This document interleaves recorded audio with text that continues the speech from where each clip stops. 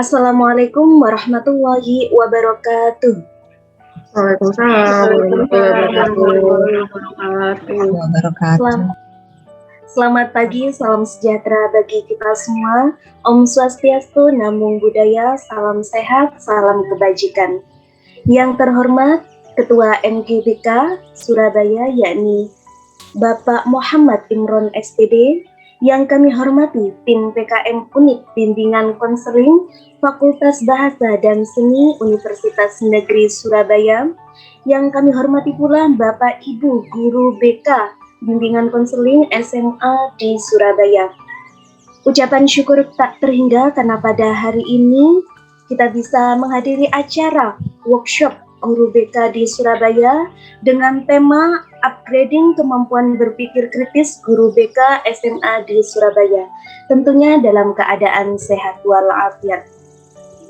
Bapak Ibu hadirin sekalian, acara selanjutnya yakni pemutaran Indonesia Raya.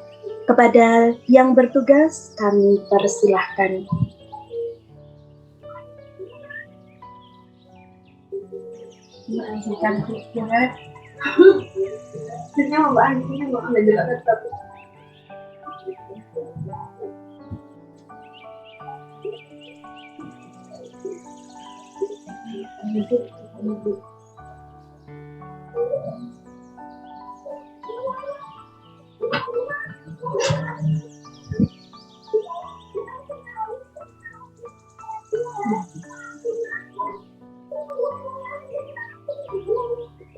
Iki diklik link feedback deh.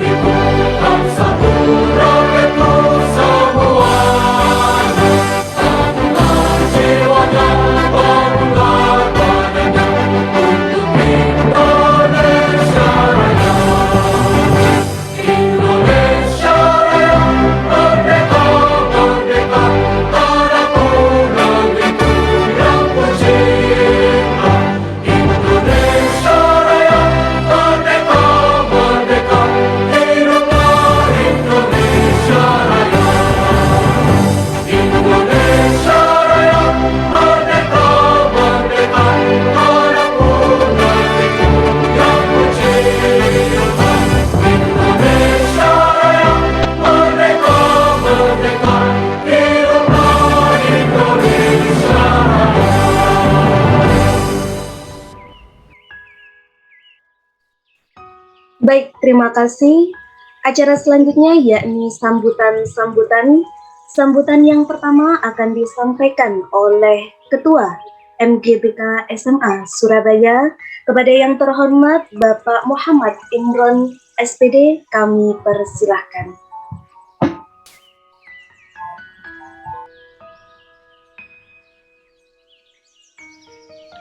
Bismillahirrahmanirrahim. Assalamualaikum warahmatullahi wabarakatuh. Selamat pagi dan salam sejahtera untuk kita semuanya. Yang saya hormati Ibu Ajeng sebagai Ketua Tim PKM Unit BK Fakultas Bahasa dan Sastra UNESA, bersama tim dari Fakultas Bahasa dan Sastra. Dan saya hormati seluruh Bapak Ibu anggota MGBK SMA Kota Surabaya. Bersyukur kehadirat Allah pada pagi hari ini kita bisa hadir berkumpul kembali dalam acara workshop ya, yang mana kita sangat terima kasih adanya kerjasama ini bersama dengan FBS Unit BK FBS ya, Fakultas Bahasa dan Sastra Indonesia. Mas, suara saya jelas nih ya. Di, jelas banget. siap. Makasih. Pertama-tama saya ucapkan terima kasih yang pertama kepada Ibu Ajeng bersama tim yang mana telah memberikan kesempatan ini untuk kerjasama dalam rangka PKM dari tim unit BK Fakultas Bahasa dan Sastra dengan MGBK SMA Surabaya. Jadi pembicaraan ini sudah dimulai dari bulan apa dulu itu ya, Juni atau sebelumnya Juni, mungkin. Bapak. Oke.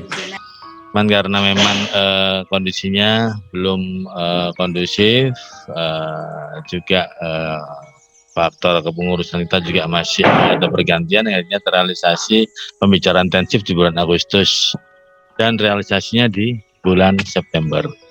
Kegiatan ini akan berlangsung dalam 2 kali workshop, Bu Ajeng, 2 kali workshop. Yang pertama sekarang ini, nanti yang kedua insya Allah di pertemuan di bulan Oktober, di awal Oktober nanti, dengan narasumber yang lain dan materi yang lain pula.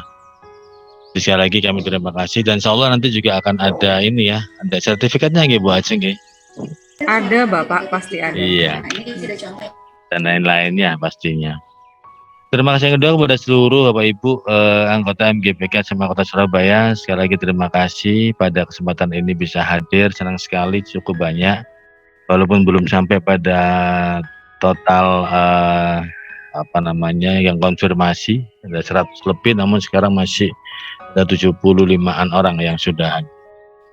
Semoga nanti bisa sambil menyusul karena memang mungkin ada yang masih beraktivitas di sekolah ataupun di rumah masing-masing. Terasa itu sedikit sambutan dari saya. Nanti kita akan untuk anggota khususnya kita akan bicara lebih banyak nanti saat pertemuan MGBK di akhir acara atau setelah penyampaian materi oleh Bu narasumber. Sebab ketiga terima kasih pada Ibu Cindy yang nanti akan memberikan materinya sebagai narasumber pada pagi hari ini.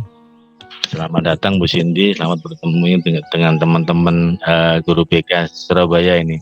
Ini baru pertama kali Bu Cindy bertemu guru-guru BK Surabaya. Kebetulan selama ini kami kerjasamanya selalu dengan UNESA. Ini kebetulan Bu Cindy dari Unipa. Nah, Unipa Pak Hartono biasanya kami. Oh betul Bapak. Sama almarhum Pak Tamsil. Ya. Oh Pak Bono. Ya, Pak Tamsil. Dulu kan UNESA juga dan setelah pensiun lebih banyak di Unipa. Oke, matur nuwun, terima kasih untuk semuanya. Mari kita ikuti workshop ini dengan sebaik-baiknya. Kita ambil hikmah dan manfaat ilmunya dari kegiatan pagi hari ini. Semoga bermanfaat dalam pengembangan profesi kita, khususnya dalam pelaksanaan BK di sekolah kita masing-masing. Terima kasih. Saya akhiri untuk sambutan saya. Billahi taufiq wal hidayah. Assalamualaikum warahmatullahi wabarakatuh. Waalaikumsalam warahmatullahi wabarakatuh. Terima kasih atas sambutan yang telah disampaikan. Baik, Bapak Ibu hadirin sekalian, acara selanjutnya yakni sambutan yang kedua yang akan disampaikan oleh Ketua Pelaksana PPM FBS UNESA kepada yang kami hormati Ibu Ajeng Diani Kartika dan Oke, terima kasih Ayu. Suara saya bisa didengar dengan jelas ya Bapak Ibu? Sudah bisa. Oke. Assalamualaikum warahmatullahi wabarakatuh. Selamat pagi dan salam sejahtera untuk kita semua. Pertama-tama saya ingin memperkenalkan diri saya dulu. Nama saya Ajeng Diani Kartika. Saya koordinator unit bimbingan konseling di Fakultas Bahasa dan Seni. Jadi memang saya bukan dari jurusan BK, sudah saya jelaskan di awal ke Pak Imron. Mungkin Pak Imron juga sudah mengkomunikasikan dengan teman-teman. Tapi di sini saya menjabat sebagai unit bimbingan konseling di fakultas saya dan kami mendapatkan penugasan untuk pelaksanaan pengabdian kepada masyarakat. Di sini tim kami ada 3, Pak yang bisa hadir hanya Pak Arif. Di sini Pak Arif Hidayat. Tim berikutnya ada Ibu Riri Rengganis, mohon doanya, beliau sedang di rumah sakit, jadi memang terkena long COVID. Jadi saya ingin mengucapkan terima kasih yang sebanyak-banyaknya kepada Pak Imron yang sudah bersedia bekerja sama dengan kami di sini, dan juga saya berterima kasih untuk antusiasme dari Bapak Ibu guru BK SMA di Surabaya yang di luar ekspektasi saya juga, karena di awal ketika diskusi dengan Pak Imron tanya, ini mungkin pesertanya, ketika saya tanya pesertanya kira-kira seperti apa gambarannya, beliau menyampaikan ya mungkin 50-60-an karena ini pandemi. Ternyata bisa melebihi itu. Saya mengucapkan terima kasih yang sebanyak-banyaknya. Semoga kerjasama kita ini bisa memberikan manfaat, itu harapan terbesar dari saya. Dan di sini perlu saya jelaskan juga pemilihan narasumber kenapa harus Bu Cindy, karena ini kan relate sekali dengan penelitian yang sedang dilakukan Bu Cindy saat ini. Jadi Bu Cindy saat ini sedang melakukan penelitian terhadap kesiapan siswa untuk PTM kembali di sekolah.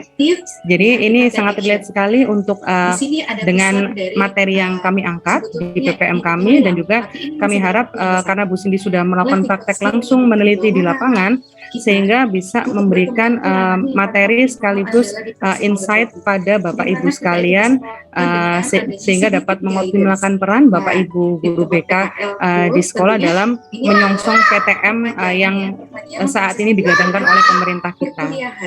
Saya rasa cukup sekian dari saya. Semoga kegiatan hari ini bisa berjalan dengan lancar. Saya buka kegiatan ini dengan bacaan basmalah. Bismillahirrahmanirrahim. Semoga Bapak Ibu dapat mengikuti kegiatan dengan baik. Terima kasih. Sekian dari saya. Wassalamualaikum warahmatullahi wabarakatuh. Di sini pertama. Waalaikumsalam. Waalaikumsalam warahmatullahi wabarakatuh. Terima kasih atas sambutan sekaligus pembukaan dari Ibu Ajeng Dianing Kartika selaku koordinator dari BK UNESA atau dari Fakultas Bahasa dan Seni. Baik Bapak Ibu hadirin sekalian, acara selanjutnya yakni dokumentasi bersama terlebih dahulu. Maka dari itu kami mohon dengan hormat kepada Bapak Ibu hadirin peserta workshop untuk dapat menyalakan kameranya. Dan yang memungkinkan tadi sudah ada yang menggunakan virtual background, kami persilakan. Baik, kepada yang bertugas kami persilakan.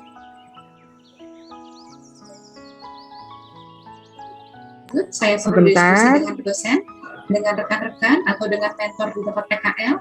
Apakah saya perlu mengikuti webinar seputar tugas-tugas saya, gitu ya? Dan coba baby step. Lakukan ini sedikit demi sedikit, karena kalau kita langsung mengambil langkah panjang itu kita akan jadi ini ada 4 slide nih Bapak Ibu, jadi akan di print screen sebanyak 4 kali.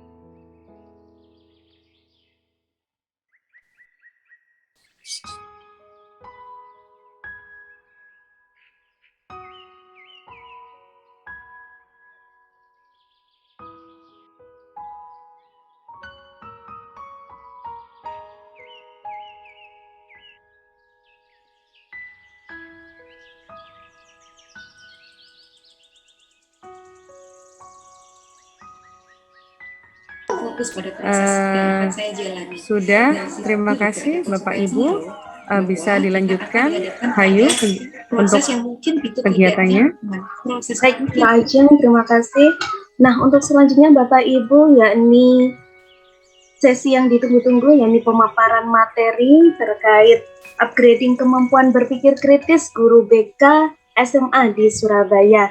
Nah, sebelum itu akan kami perkenalkan lagi pemateri yang luar biasa pada siang hari ini. Namun sebelum itu agar tidak tegang ya Bapak Ibu ya, saya izin pantun dulu.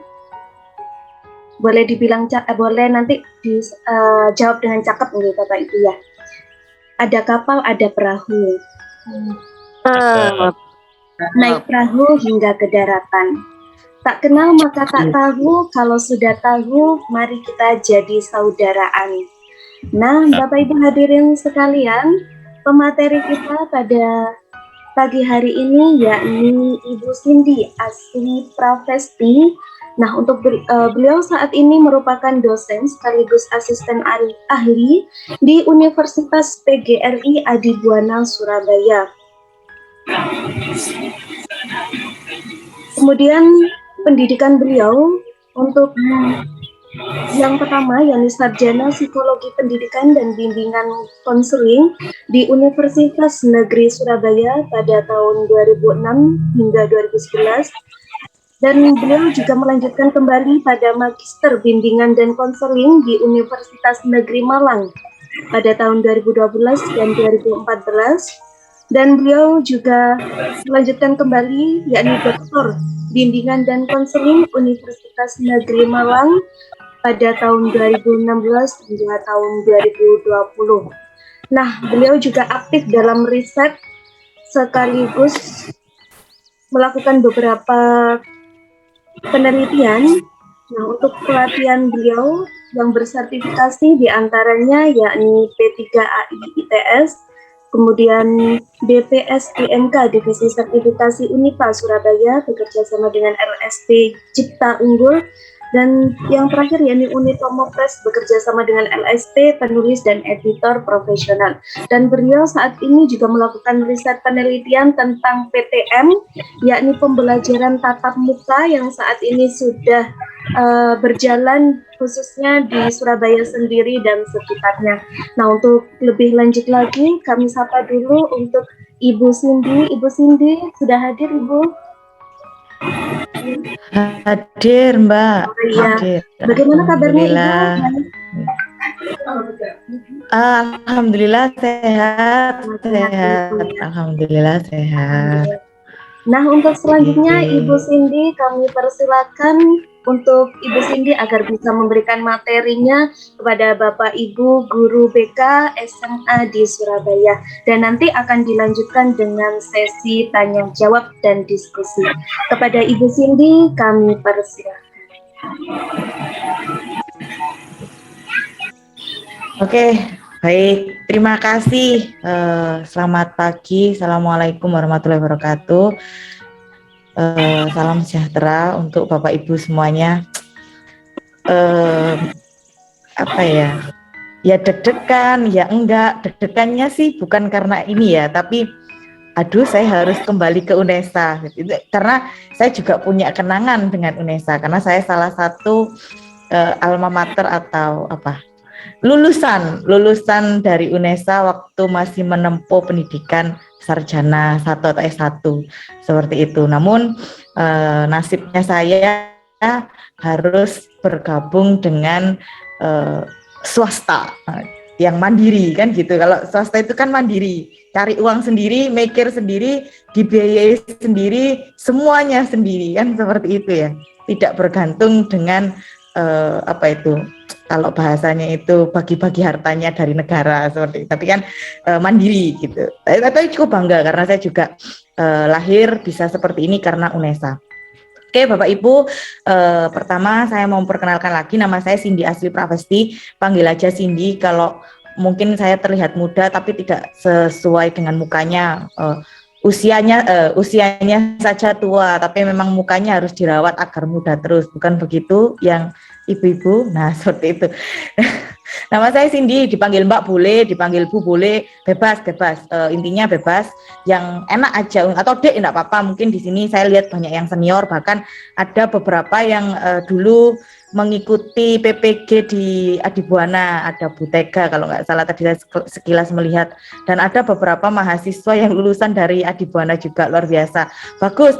Ini adalah salah satu momen pengembangan diri ya namanya. Kalau dalam ilmu ini adalah salah satu wujud pengembangan diri Bapak Ibu untuk lebih upgrade ilmu sesuai dengan temanya upgrading. Oke, untuk menyingkat waktu, saya langsung share screen. Mohon izin, saya share screen dulu. Oke, sebentar.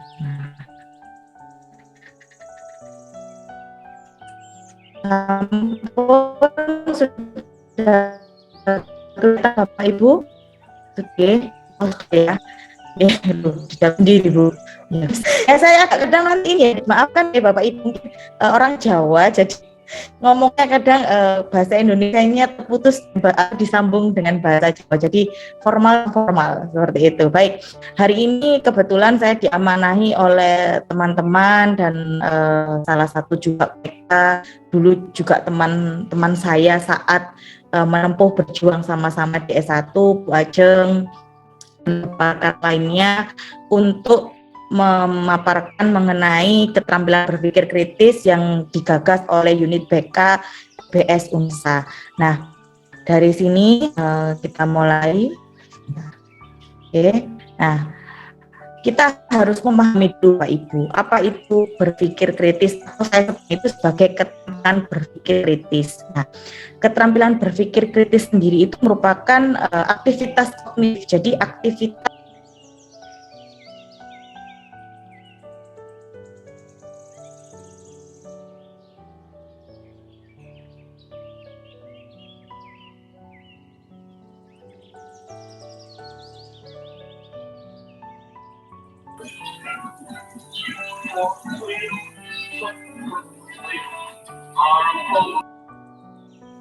Sepertinya Bu Cindy-nya terlempar Zoom. Bu Ajeng, Bu Cindy terlempar keluar. Baik, Bapak Ibu hadirin sekalian, mohon bersabar. Iya. Tim teknisi kami akan segera membantu agar Bu Cindy bisa kembali lagi mengisi materi. Kepada Bapak Ibu hadirin sekalian, mohon bersabar. Boleh, silakan. Bu Cindy. Silakan. Bu Cindy sudah hadir kembali. Halo. Sudah kembali, ayo.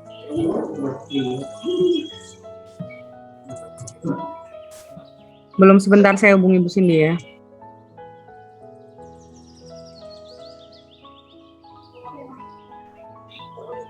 Silahkan. Maaf Bapak Ibu, mohon maaf. Ya biasa kalau begini nih tanggal muda, enggak ya, tanggal setengah tua, wifi-nya belum dibayar, bercanda. Enggak, kebetulan ada 2 Zoom yang saya ikuti. Jadi ya seperti ini. Ya pun saya ulangi lagi, Baik, maaf canda tadi. Semoga Bapak Ibu tidak terputus pemahamannya. Oke, kita kembali ke konsep dari atau pemahaman dasar tentang apa itu keterampilan berpikir kritis. Jadi yang dimaksud dengan keterampilan berpikir kritis itu adalah aktivitas kognitif yang berkaitan dengan penggunaan daya nalar atau pikir terhadap suatu objek, atau sederhananya adalah aktivitas daya pikir kita atau aktivitas daya pemikiran kita terhadap sesuatu hal atau sesuatu objek. Misalnya lihat saya. Oh alah Bu Cindy ku iki ta wonge. Yang sudah kenal mungkin sudah tahu ya, yang belum. Oh, enom ya cerewet maneh. Nah, berarti kan itu sudah merupakan proses untuk menuju, tapi belum bisa dikatakan sebagai berpikir kritis, tapi proses menuju karena Ibu sudah melakukan proses berpikir. Nah, kemudian ada unsur-unsur tersendiri di dalam keterampilan berpikir kritis. Salah satunya adalah berpikir analitik. Nah, apa itu berpikir analitik? Yaitu berpikir tentang apakah ini bisa saya katakan sebagai sebuah masalah. Misalnya, oh Bu Cindy ki cerewet ya. Oh, lek cerewet iku biasa nih loh yo, biasa nih. Nah, apakah analitik itu apakah apakah objek tadi akan menyebabkan suatu problem. Bukan masalah, problem, karena sebelum adanya masalah pasti ada problem dulu, karena problem itu adalah sesuatu hal atau pokok-pokok yang belum bisa diselesaikan. Nah, itu akan menjadi sebuah masalah seperti itu. Nah, yang kedua ada berpikir sintetik dan berpikir praktis. Nah, seperti itu. Kemudian terkait dengan implementasi. Jadi setelah kita paham apa tadi aktivitas kognitif terkait dengan daya pikir kita terhadap suatu objek, lalu implementasi berpikir kritis sendiri itu seperti apa?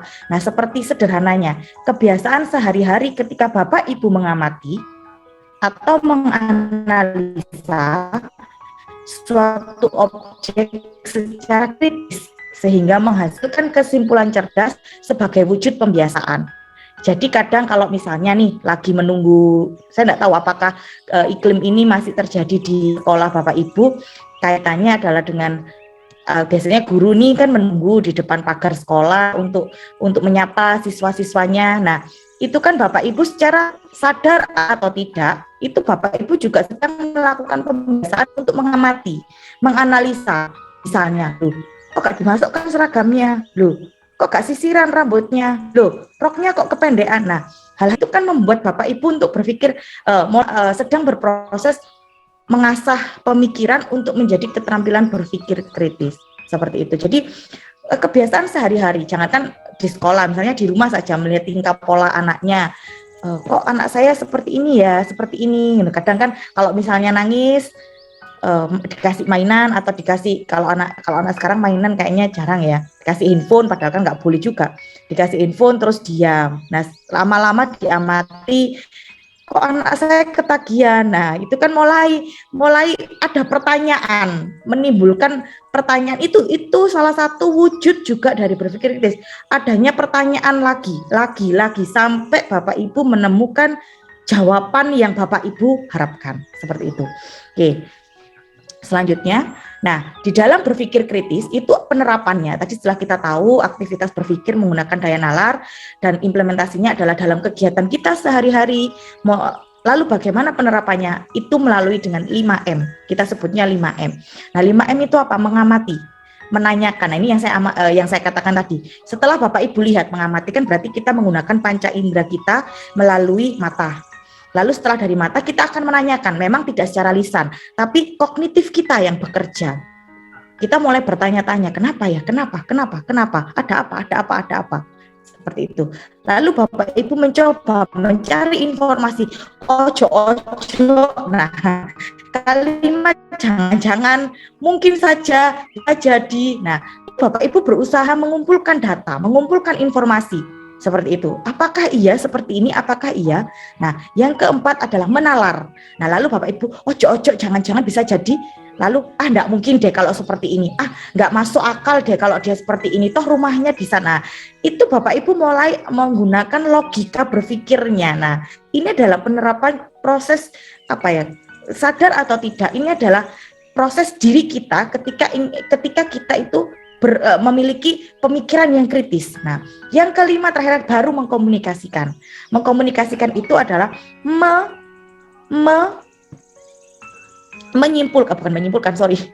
menanyakan kembali atau mengklarifikasi. Kalau dalam ilmu kita, kalau Bapak Ibu masih ingat, bimbingan dan konseling itu kan punya yang namanya keterampilan dasar komunikasi atau keterampilan dasar teknik konseling. Salah satunya adalah klarifikasi, parafrase, konfrontasi. Nah, ingat ya saya stimulus sedikit aja. Klarifikasi, konfrontasi, klarifikasi, konfrontasi, parafrase, menyimpulkan dan lain sebagainya. Kan kalau nggak salah lebih dari 11 itu modelnya. Nah, mengkomunikasikan di sini yang dimaksudkan adalah Bapak Ibu mengklarifikasi apakah yang saya amati, lalu saya pikirkan, lalu saya cari itu datanya, lalu saya bermain sendiri dengan pemikiran saya berdasarkan data-data yang saya kumpulkan, apakah itu benar adanya. Nah, Bapak Ibu mencoba mengkomunikasikan atau memaparkan, oh seperti ini loh. Nah, seperti itu kepada objek yang Bapak Ibu sedang amati, seperti itu. Nah, selanjutnya, dari 5M tadi tentu ada yang namanya strategi. Tidak lepas dong ketika kita berproses untuk menginternalisasi atau mengimplementasikan yang namanya keterampilan berpikir, tentu ada beberapa pendekatan yang bisa kita gunakan. Nah, di sini ada poin 2 yang paling mudah yang insya Allah saya yakini mudah diterapkan oleh Bapak Ibu ketika di sekolah, yaitu yang pertama adalah model Socratic dialog atau kita kenal kalau Bapak Ibu mencari di Google atau baca-baca di risetnya para peneliti itu bahasa Indonesia dialog Socrates. Nah, di sini dialog Socrates itu memiliki makna adalah proses tanya jawab yang mendalam sehingga melahirkan pemahaman dan pemikiran kritis, seperti itu. Nah, maksudnya Socrates itu adalah bagaimana proses tanya jawab ini deep interview, atau kalau kita kenal di dalam proses konseling selain kita menggunakan instrumen yaitu angket, kita sebutnya instrumen itu kan banyak ya. Instrumen itu ada angket, ada wawancara, ada observasi gitu ya Bapak Ibu. Nah, dari selain angket kan kita juga punya yang namanya observasi dan wawancara. Nah, proses tanya jawab seperti wawancara yang diartikan dalam deep interview atau yang sangat mendalam itu maksudnya bukan sampai terbuka semuanya, bukan, tapi lebih kepada mencari pokok inti dari sumber persoal atau sumber problem yang sedang dihadapi, sumber problem yang sedang kita pikirkan, melahirkan pemahaman dan pemikiran kritis. Jadi dalam proses konseling juga kan sering dikatakan kadang sama halnya juga dengan saya, ketika kita ingin menggali masalah, kita selalu terjebak pada persoalan yang berputar pada itu saja, atau bahasanya hanya poin itu saja. Nah, bisa jadi kitanya atau saya sebagai konselor kurang mendalam memahami apa yang sebenarnya terjadi pada dirinya konseli, seperti itu. Nah, itu tadi merupakan bagian dari pengertian sebenarnya apa sih dialog Sokrates, yaitu tadi proses tanya jawab yang sangat mendalam sehingga melahirkan pemikiran yang kritis. Nah, kemudian tujuan metode Sokrates sendiri itu mendapatkan perasaan dan pemikiran dari pertanyaan, bukan jawaban. Jadi Bapak Ibu itu mendapatkan perasaan dan pemikiran, yang saya dapatkan itu ketenangan, kesejahteraan, kedamaian, well-being ya kalau bahasa well-being ya ketenangan, kesejahteraan, seperti ini gitu. Saya jadi tenang, tidak lagi terbebani oleh pikiran, tapi bukan mendapatkan jawaban, ini benar salah, bukan seperti itu. Ini bagian kemudian berpikir secara menyeluruh mengenai isu-isu umum.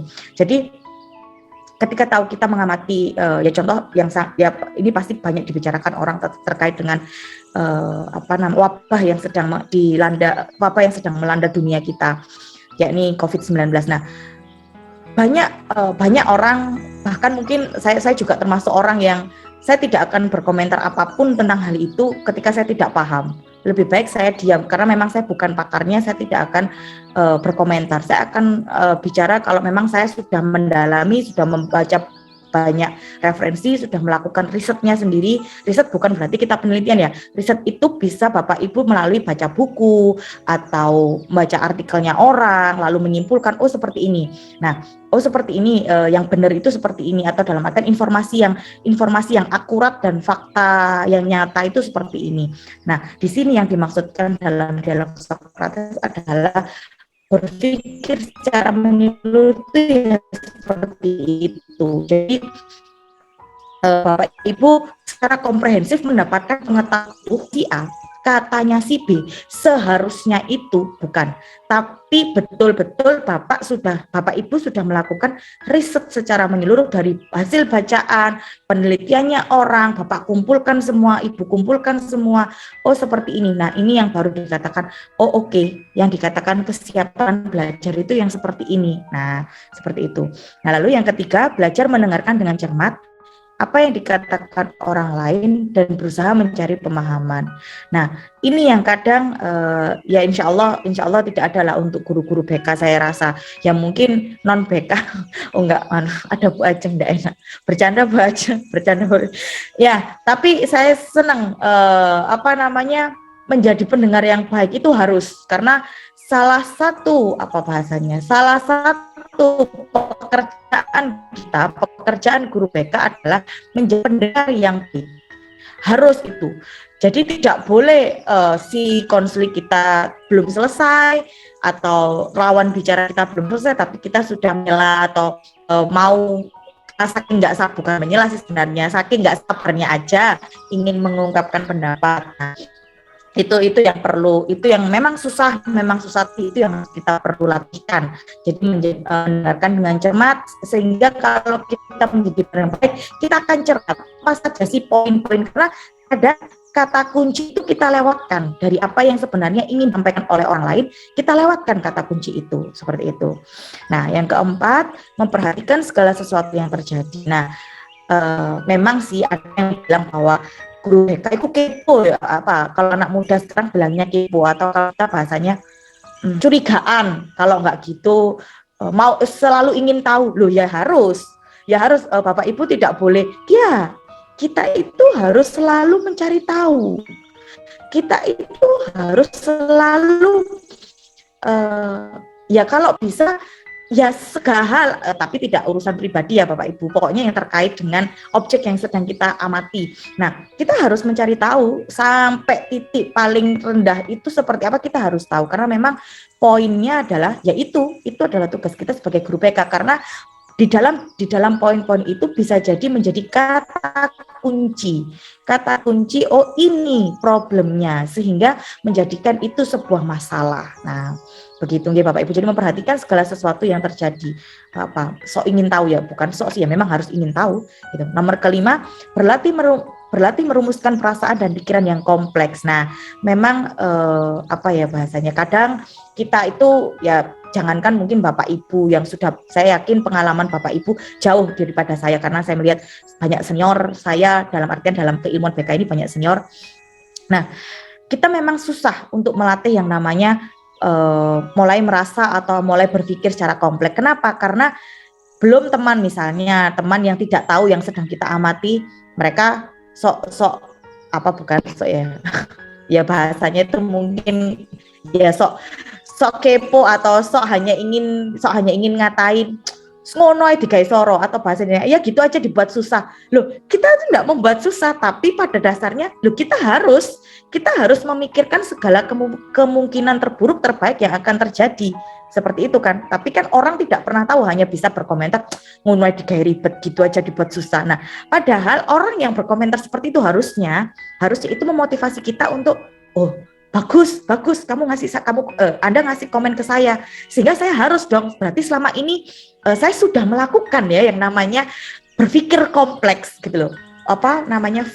Complex of feelings. Nah, berpikir kompleks, merasakan secara kompleks, semuanya itu kalau kata orang yang tidak paham mungkin ya Mbak, ngono digawe ribet. Nah, itu berarti Bapak Ibu secara tidak langsung sudah melakukan yang namanya kelima ini, merumuskan atau memikirkan itu secara mendalam sampai menyeluruh, sehingga kalau kata orang itu memang berpikir kritis itu seperti benang ruwet. Kalau Bapak Ibu dulu ketika kita masih sekolah SMP atau madrasah itu kan diajari yang namanya menjahit, intinya belajar menjahit penyulam, itu kan pasti ada yang namanya benangnya ya, kadang susah masuk ke jarum. Nah, itu ya memang seperti itu memang pekerjaan kita gitu loh. Nah, bagaimana kita kan mencari akal, gimana caranya ini biar bisa masuk, gimana benang ini biar bisa kembali ke tempatnya, dan ketika kita tarik itu menjadi yang serat benang yang memang sudah lurus, seperti itu.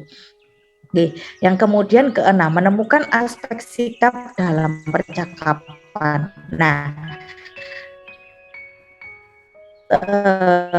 percaya atau seperti saya ini, contohnya saja kan. Nah, sama halnya ketika Bapak Ibu melakukan proses konseling atau sedang mengamati suatu persoalan.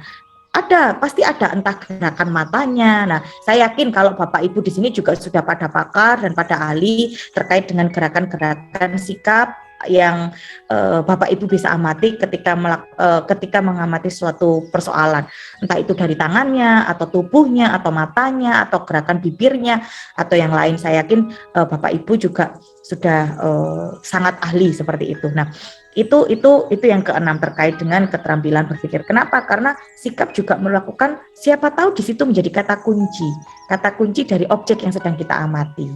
Oke. Nah, yang ketujuh, meningkatkan kepekaan dalam investigasi. Nah, memang kita seperti kalau bahasanya di kepolisian itu ada yang namanya BAP, mungkin seperti itu ya. Nah, kita juga sedang melakukan investigasi, namun bedanya adalah kita tidak terlalu bukan tidak terlalu, tapi memang kita tidak pernah menyudutkan yang namanya objek tersebut.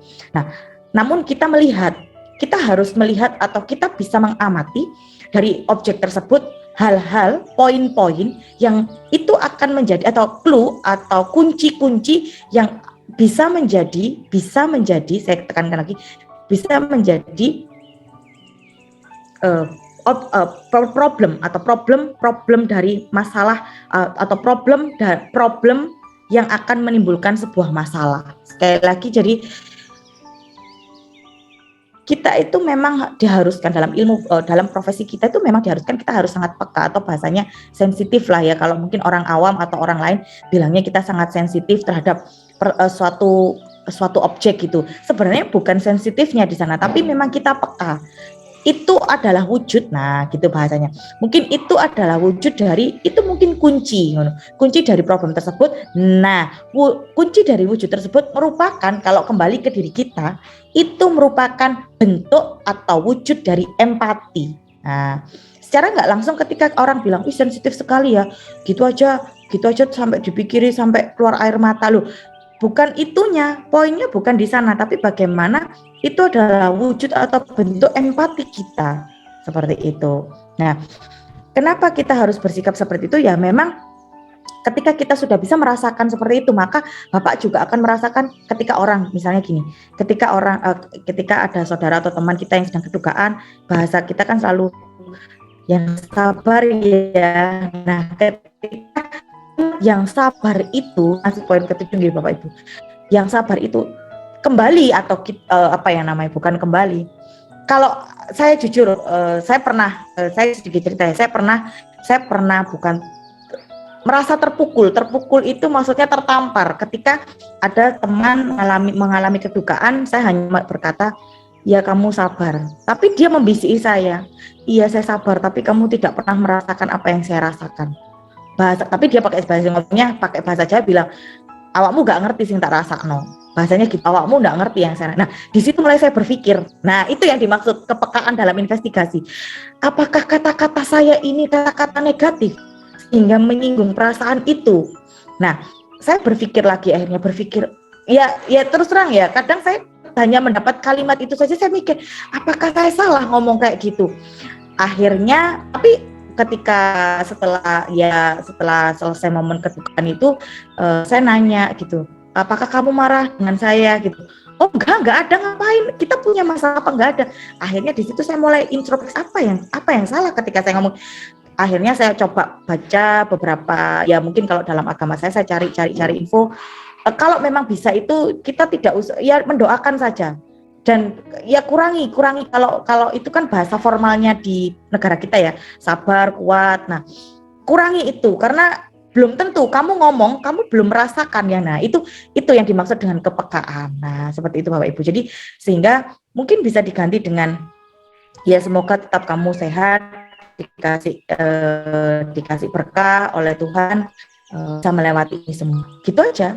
Meskipun itu sebenarnya kepanjangan dari sabar, atau kalau bahasanya sabar cuma kata, tapi itu bisa dipanjangkan sehingga orang menangkapnya juga, ojo ngongkon aku sabar, jangan nyuruh saya sabar. Nah, seperti itu.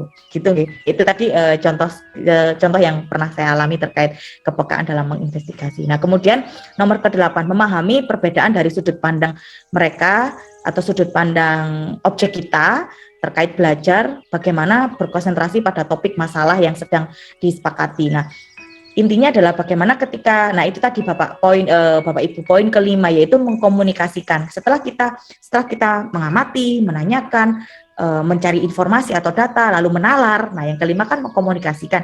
Nah, mengkomunikasikan ini adalah setelah 4 hal sebelumnya ini kita dapatkan. Nah, poin yang terakhir ini adalah kita mengklarifikasikan. Nah, apakah apa yang selama ini saya kumpulkan sesuai dengan yang sedang kamu alami, nah, atau yang sedang dirasakan oleh objek tersebut, seperti itu.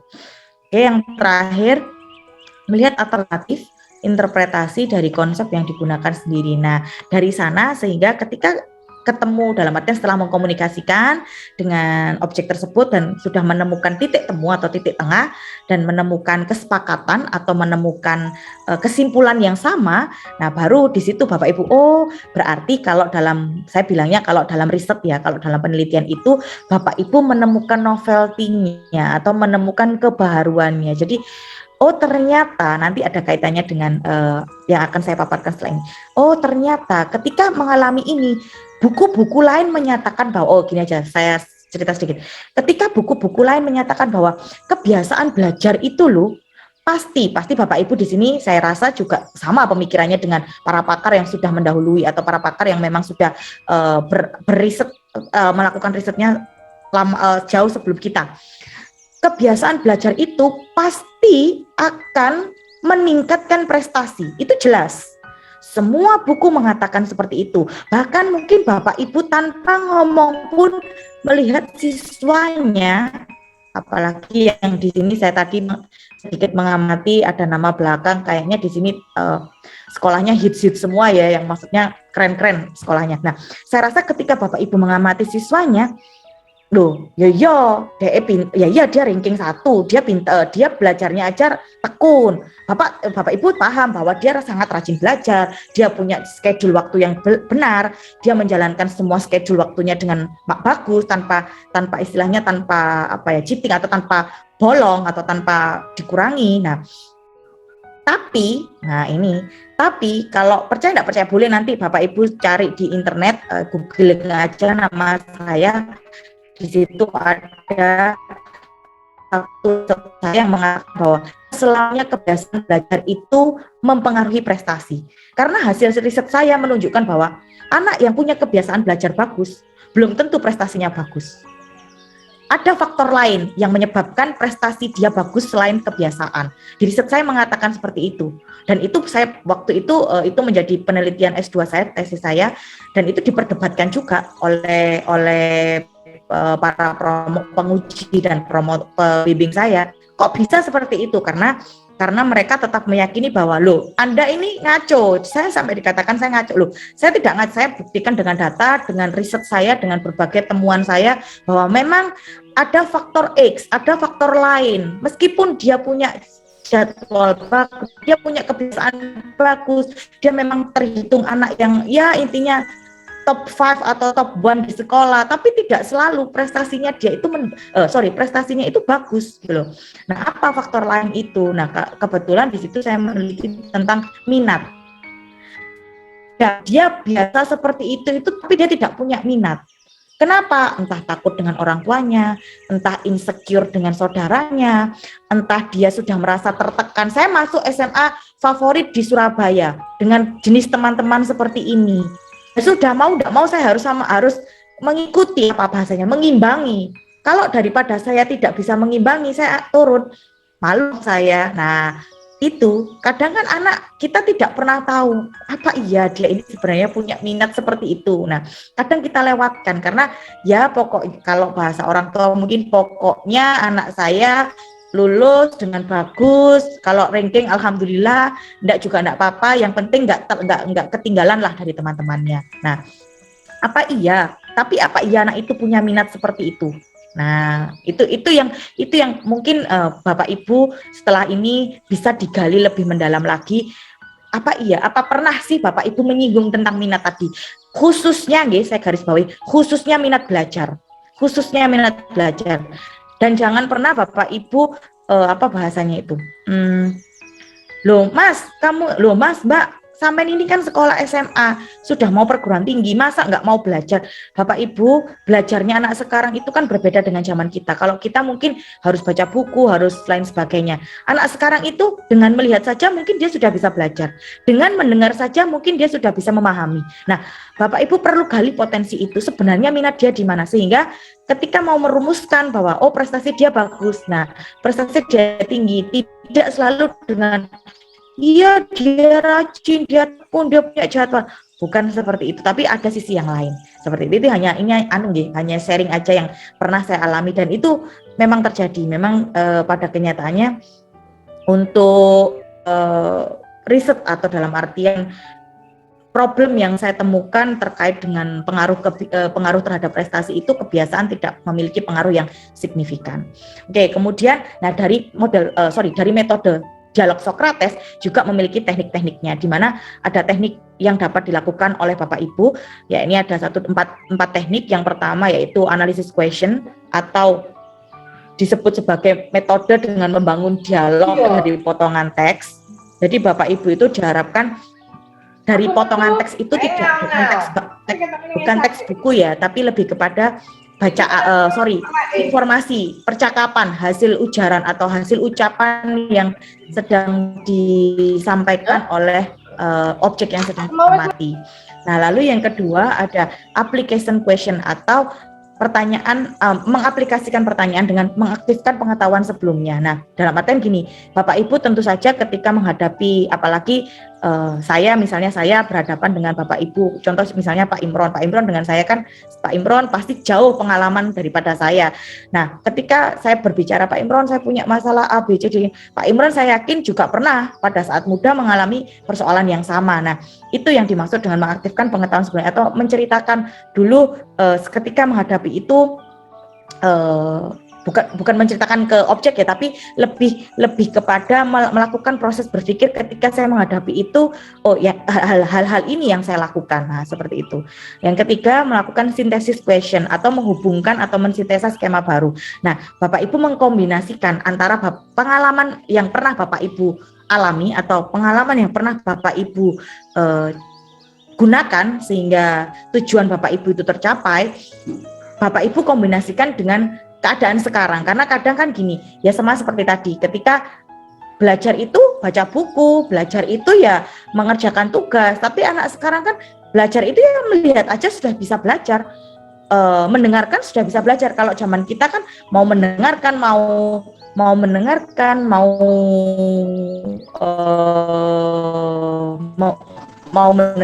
mau melihat saja, kalau tidak ditulis, kalau tidak dikerjakan soalnya atau berlatih tugas akan lupa. Nah, kalau anak sekarang mungkin kan kecepatan daya tangkapnya kan mungkin ya berkembangnya waktu ya, karena adanya teknologi juga sehingga mereka lebih cepat untuk menangkapnya. Nah, itu bagaimana kita sebagai yang sedang mengamati, sedang melakukan berpikir kritis itu mengkombinasikan hal tersebut antara kita yang pernah mengalami berproses dengan pengalaman yang sebelumnya dan hal-hal yang baru saat ini yang sedang terjadi di kalangan anak-anak remaja.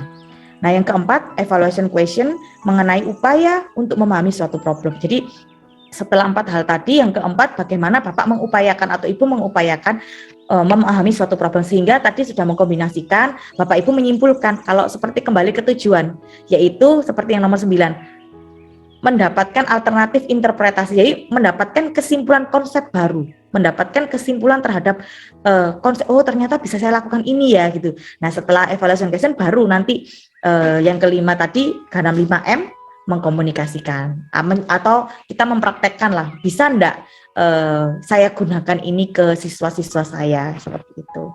Oke. Ini adalah pemaparan tentang metode dialog Socrates. Nah, selanjutnya terkait tentang metode kedua, yaitu metode experiential learning. Kalau Bapak Ibu saya rasa mungkin yang muda-muda atau Bapak Ibu saya rasa semualah sudah sering mendengar ini gitu loh. Kalau di teman-teman pembelajaran di luar bimbingan konseling pasti sudah tidak asing dengan kata experiential learning. Nah, apa itu experiential learning? Merupakan proses pengetahuan dalam menciptakan transformasi pengalaman. Nah, seperti jadi proses pengetahuan dalam menciptakan transformasi pengalaman atau experience. Nah, tujuan dari model experiential learning ini yang pertama adalah mengubah struktur kognitif siswa. Bapak Ibu yang perlu diketahui bahwa model experiential learning ini merupakan kalau Bapak Ibu ingat dalam refresh sedikit nih. Ketika kuliah kan kita mengenal yang namanya psikoanalisa. Nah, kalau kita baca buku lama, saya juga baru tahu ketika S2 dulu. Kenapa? Karena pada saat S1 saya belum sempat baca buku itu. Jadi saya baru memahami bahwa ternyata dulu itu ada beberapa mazhab, beberapa dekade. Nah, dekadenya itu adalah yang pertama dekade psikoanalisa sendiri atau Freud, lalu jalan ke behavioristik. Jadi dekadenya si psikoanalisa, lalu dekadenya si behavioristik, lalu dekadenya humanistik, lalu dekadenya si konstruktivistik. Nah, konstruktivistik itu setelah yang itu kan berempat. Yang kelima dekadenya postmodern. Nah, mungkin Bapak Ibu bisa mungkin kalau ada waktu boleh baca-baca itu. Jadi ada 5 dekade dalam ilmu kita itu, atau dalam ilmu psikologi dan bimbingan konseling, yaitu dekadenya psikoanalisa, dekadenya behavioristik, itu yang urutannya psikoanalisa, behavioristik, humanistik, konstruktivistik, dan postmodern. Nah, yang experiential learning ini atau metode experiential learning itu atau dikenalnya sebagai metode EL, singkatannya EL experiential learning, itu masuk pada dekadenya si konstruktivistik karena capaiannya atau capaian dari metode ini adalah siswa itu dapat mengkonstruk pemikirannya, atau ya kalau kita kenal salah satu teorinya yaitu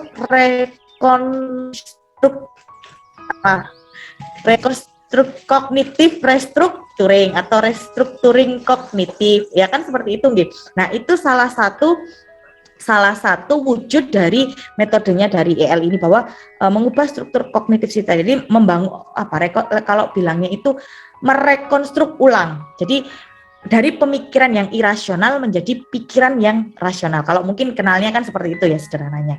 Itu jadi tujuannya EL sama. Tapi bedanya dari restructuring kognitif adalah EL ini base-nya atau dasarnya adalah pengalaman. Jadi pengalaman. Nah, Bu, bagaimana ketika siswa ini tidak ada pengalaman?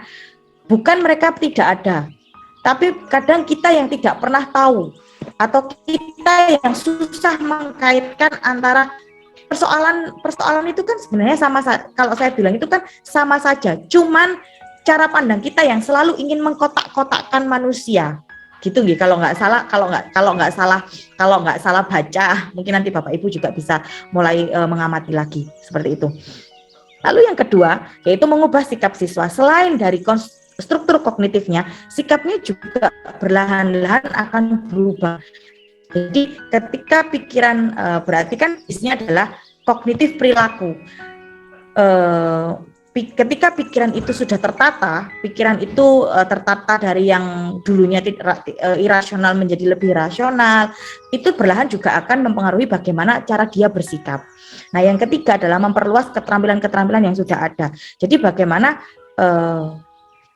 meningkatkan atau membangkitkan daya kreatif. Nah, Bapak Ibu, note-nya adalah berpikir kritis tidak akan pernah bisa, atau berpikir kritis tidak akan pernah meninggalkan yang namanya berpikir kreatif. Nah, ini poinnya di situ sebenarnya. Jadi memperluas keterampilan siswa yang sudah ada. Jadi berpikir kritis dalam metode EL itu juga tidak akan bisa, berpikir kritis itu juga akan tidak bisa meninggalkan yang namanya berpikir kreatif itu. Oke, selanjutnya baik, terkait dengan Bapak Ibu masih mendengar suara saya nggih? Apa putus-putus suaranya? Oh iya, mohon maaf. Iya, sebelum. Oh, jelas. Oh, baik. Terima kasih. Masya Allah diingatkan. Baik. Saya cobakan dengan yang lain, Oke, sebentar Bapak Ibu. Kalau gini sudah clear, jelas suaranya? Jelas, clear, Sampun jelas? Alhamdulillah. Saya kembali. Jadi, terima kasih. Baik, saya kembali bahwa dalam metode experiential learning itu adalah kita mengkonstruk lagi pemikiran yang irasional menjadi rasional, kemudian perlahan akan merubah sikap siswa dan meningkatkan berpikir kreatif siswa atau meningkatkan daya pikir kreatif. Nah, itu lagi Bapak Ibu notisnya adalah berpikir kritis tidak akan meninggalkan yang namanya berpikir kreatif. Jadi kalau Bapak Ibu cari dimanapun ketika baik itu mau bahasa Inggris, bahasa Indonesia, pasti akan dikaitkan bagaimana berpikir kritis dengan berpikir kreatif. Nah, seperti itu. Nah, salah satu metode yang bisa meningkatkan berpikir kritis bersinggungan dengan berpikir kreatif itu melalui metode experiential learning. Nah, yang kemudian ketiga elemen atau dalam artian merubah struktur kognitif, sikap, dan keterampilan itu saling berhubungan. Nah, ini kalimat di sini ya. Saling mempengaruhi, berhubungan dan saling mempengaruhi, sehingga tidak bisa terpisah. Jadi kayak jari kita misalnya 3 ini ya, kalau hilang satu, mohon maaf, bisa dikatakan kita berarti mengalami cacat tubuh kan seperti itu. Lengkapnya kan misalnya kayak 5, ini kan 5 lengkap. Kalau hilang 1 berarti kan kita bisa katakan cacat tubuh ya. Sama halnya dengan tujuan dari metode ini bahwa ini tidak bisa dipisahkan 3 hal ini. Nah, harus bersinggungan. Jadi Bapak Ibu ketika saya sudah berusaha untuk melakukan metode experiential learning, namun kenapa kok sikap siswa atau sikap objek saya ini tidak berubah ya seperti itu. Nah, kenapa kok tidak berubah? Nah, Bapak Ibu berarti boleh nggak Bu mundur? Bukan mundur, tapi menambah lagi waktu time untuk melakukan proses struktur kognitif atau proses membangun ulang kognitifnya seperti itu. Nah, lalu selanjutnya terkait dengan teknik. Nah, dalam teknik experiential learning juga terdapat 4 teknik atau 4 tahap yang bisa dilakukan, 4 teknik yang dapat dilakukan, yaitu yang pertama adalah pengalaman konkret.